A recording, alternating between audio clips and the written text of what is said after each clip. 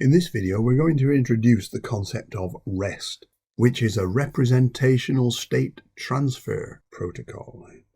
This is typically used in conjunction with HTTP methods.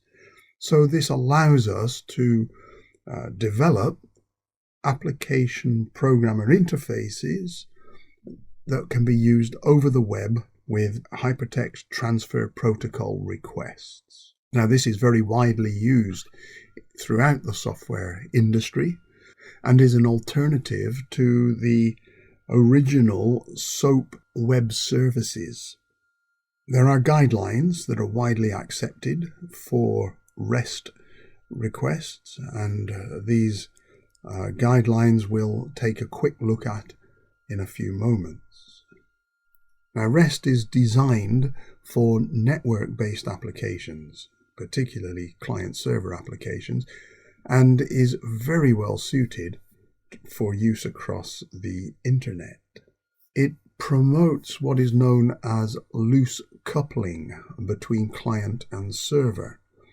And loose coupling is just a phrase that means that the client and the server don't have great knowledge about each other's workings. So what will happen is that the client will send a request, a REST request, to the server. The server will do stuff and send a response back to the client. But the client knows nothing about the internal workings of the server. The server knows nothing about the internal workings of the client. They just know how to talk to each other using REST. Now, this enables scalability, simplicity, and reliability. Because of the simplicity, it becomes very reliable. We're using the internet, and it means that the scalability will allow large numbers of components and very large numbers of interactions, and that is very desirable in a lot of these enterprise applications. So here are some guidelines about REST. We need to have a client-server architecture, and the great thing about this is it will allow us to separate user interface from business logic, and if we structure the server side of things well, the business logic will be separate from the data storage. Now, this idea of separating concerns is really quite important when it comes to engineering the software to do with enterprise applications. And software engineering really has a big focus on separating concerns or separating responsibilities. And we'll see examples of this as we work our way through the module. Another guideline is that the requests sent via the internet to RESTful web APIs must be stateless.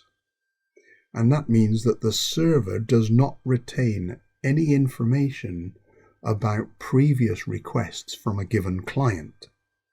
And this will improve the performance in high volume applications. Cacheability. So in other words, we're able to store locally the data that needs to be used. And that also improves scalability and performance. We also end up with a layered system. Now, this is very closely allied to the separation of concerns that we talked about a few moments ago. And a uniform interface. The interface we're talking about here is the API's interface, and you'll see in a moment that the uniformity of that interface will allow us to communicate easily with the API on the server. So there are 4 constraints that are fundamental to any design of a RESTful system. So resource identification in requests, and again we'll see an example of that in a few moments. It means that we use the URI to define what we want. It allows us to manipulate resources as well. In other words, we can create and update and even delete resources on the server by sending a suitable URI to the RESTful API. Self-descriptive messages, again, you'll see in a few moments what that really means, but by using carefully chosen terminology in our URIs, we will be able to very clearly describe what we intend to do. And the idea that hypermedia is the engine of application state means that the client's got no knowledge about the application structure or dynamics. And that will be because the server's responses should provide links to other available resources as appropriate. In other words, we could get really to the point where the client knows absolutely nothing about the server and its various functions beyond the very first request, because all responses after that first request will provide the available next requests. I mentioned a few moments ago that REST is going to use the HTTP, Hypertext Transfer Protocol. And there are several methods. I'm going to identify 4 very briefly. And the first of which is the GET method. Now, when we send a GET request, and you can see down here that this is an example that we're going to send a GET request to that URI. And let's just focus on this URI for a moment. We can see that we're going to, in this case, look at localhost, but we could pick any domain that provided this API. So there's the domain, there's the port on which the server is listening. But the thing that's really interesting and informative is what comes next. And it doesn't take a lot of guessing to work out that this GET request is to see all book objects. And that's what we mean by making these requests self-descriptive and very clear in their meaning.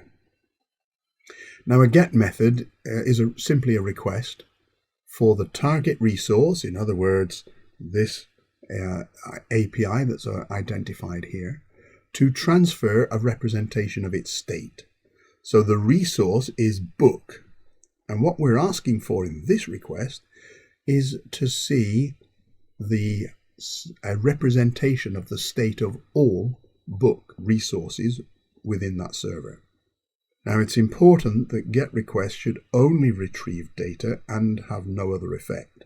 So, for example, we would not expect the GET all book request also to update the database with a loan record, because we're not borrowing a book. That would be a completely different request.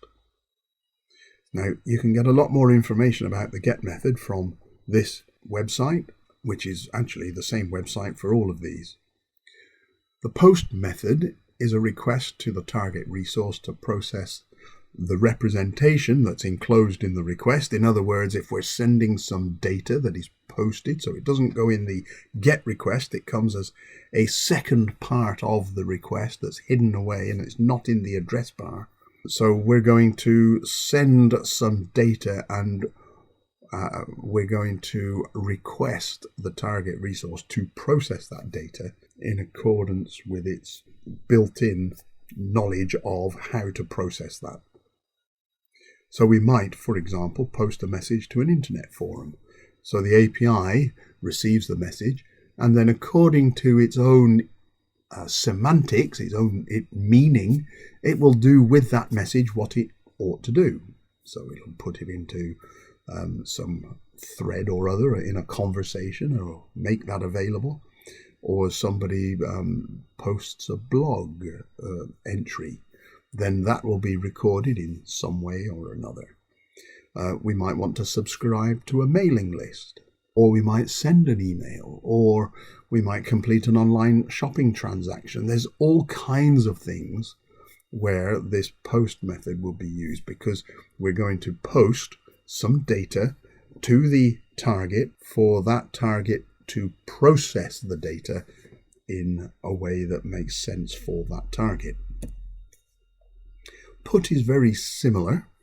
We're going to put some data, and typically, or should we say officially, the put method is a request to create or update some state. A lot of times APIs will use post and put interchangeably, but officially there is a distinction in that put is a request wherein the client specifies the target location on the server, whereas post doesn't. So post some data will leave the target the discretion of where to store that data. Put is a directive to the target to say, this is where I want you to put the data. A delete method is used to delete a resource. So it's a request to the target resource to delete itself. Now there are other HTTP methods, but I'll leave you to explore that in your own time.